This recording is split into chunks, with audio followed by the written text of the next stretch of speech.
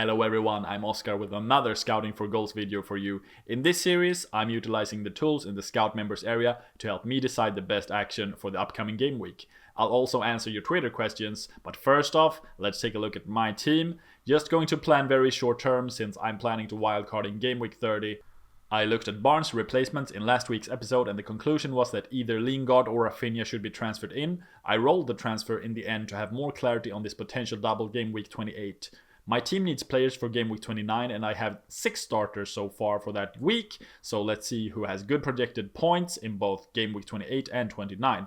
Let's go to the Rate My Team tool and sort by next 2 weeks. We can see Aubameyang at the top despite him playing Spurs next game, and Bruno and Salah is projected to outscore Alba this week, so might not be the best time to jump off them. The starting 11 looks pretty good this week, so the plan is to get rid of Barnes and roll the second transfer to have 2 for next week. I missed the party on Kane, but I might still get him in this week. I do trust him more than Salah at the moment, especially now that the Spurs assets are firing. Kane should be a priority for that game week 29 especially, but getting him in versus Arsenal doesn't seem to be a big hurry. To the part where I answer your Twitter questions. Queso asks, how many game week 29 players is the minimum we should aim for? My opinion is that there is in fact a specific number that you should aim for, and that's 11 players, and I'll explain why. There's a couple of parameters I would consider if you are thinking about taking a hit or several hits for players just to field an 11. The first thing to say is that I would be more inclined to take hits for players in a blank game week than in a normal game week. In normal game weeks, you take a -4 hit, you are removing a player for another player, which means you'll be taking a risk because the player you are hitting out might punish you, but that's not the case now. So if you transfer in a player for a hit, and he gets 2 appearance points, then your -4 hit resulted in a -2 points overall, assuming you had below 11 players if you didn't make that transfer and take that hit.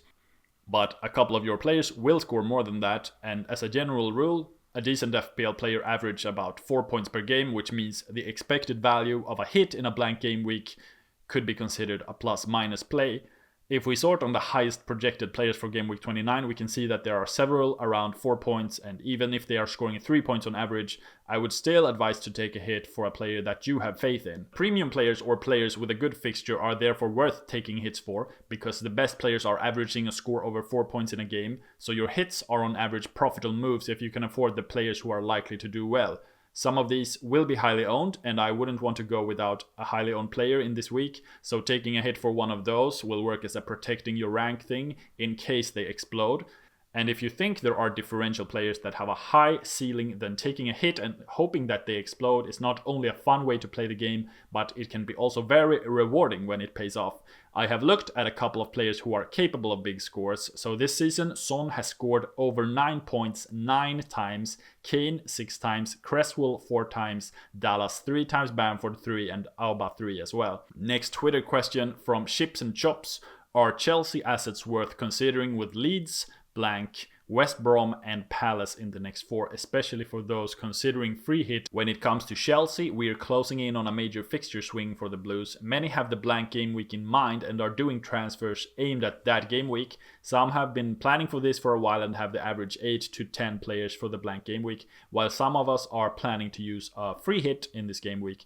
If you're facing one of these scenarios, then Chelsea might have some of the best players to go for. Looking at the fixture ticker from game week 30 and onwards, Chelsea have the best schedule only behind Wolves, and I would argue that Chelsea are a lot more interesting both defensively and attacking wise. Looking at the expected team stats in the members area, Chelsea have been the 3rd best team looking at expected goals over the last 4 game weeks with an expected goal of 7.91.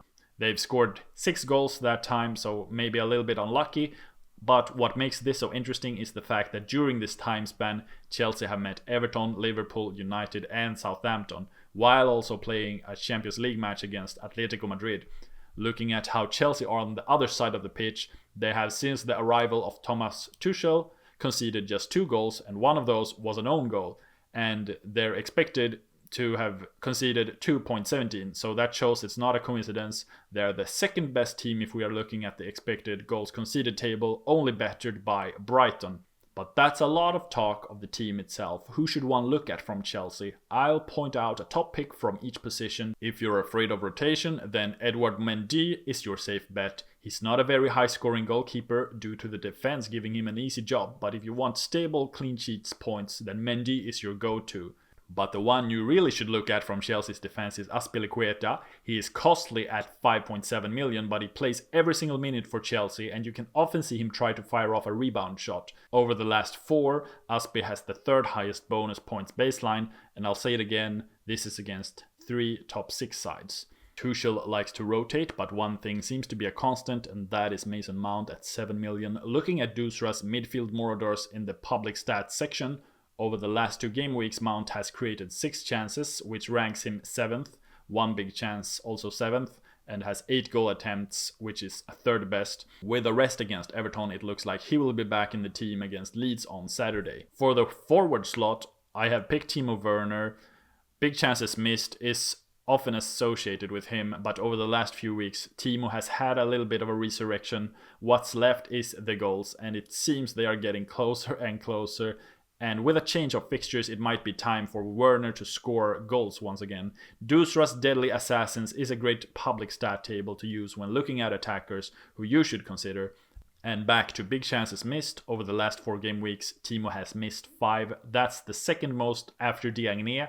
Non-penalty expected goals over the last 4 for Timo is at 2.4, which ranks him 7th. And his expected goal involvement is at 2.59, which is the 10th best over the last 4 game weeks. He seems nailed under Tuchel. Might be a little early for those who are lacking players for game week 29, but if you're using a free hit or have the average amount of players for game week 29, then Leeds in game week 28 and their fixtures game week 30 onwards seems to be a perfect time to bring in the Chelsea assets. Thanks for watching, and I'll see you guys in the blank game week 29. Until then, subscribe to the video, follow me on Twitter, or post in these comments so we can interact and I can help you guys out.